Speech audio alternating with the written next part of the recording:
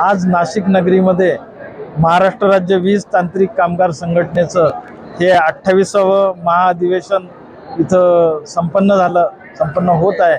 त्यासाठी महावितरणतर्फे खूप शुभेच्छा मी देत आहे आणि ह्या कार्यक्रमासाठी ह्या अधिवेशनासाठी महाराष्ट्र राज्यातून महानिर्मिती, महावितरण आणि महापारेषण ह्या तिन्ही कंपन्यांचे हजाराच्या वर सभासद इथे आलेत।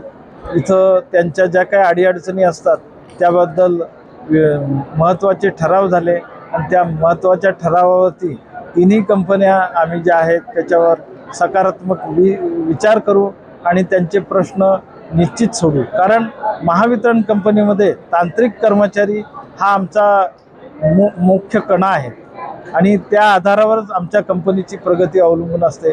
ग्राहकांना चांगली सेवा देणे आणि वीज पुरवठा अखंडित ठेवणे, नवीन वीज कनेक्शन वेळेवर देणे, अचूक वीज बिल देणे, ह्या सर्व जबाबदारीची कामं ही आमची तांत्रिक मंडळी करत असतात आणि त्यांचं जे काही प्रगती पुस्तक आहे ते रोजच्या रोज बदलत असतं। तर त्यासाठी त्यांना त्यांचे सुरक्षा साधनं पुरवणं, त्यांच्या आरोग्याची काळजी घेणं, ह्या सगळ्या महत्त्वाच्या गोष्टी आहेत ह्या आमच्या कंपनीमार्फत केल्या जात असतात। तर ह्या अधिवेशनानिमित्त पुन्हा एकदा मी ह्या तांत्रिक कर्मचारी संघटनेच्या सर्व कर्मचाऱ्यांना, सभासदांना शुभेच्छा देतो। थँक्यू।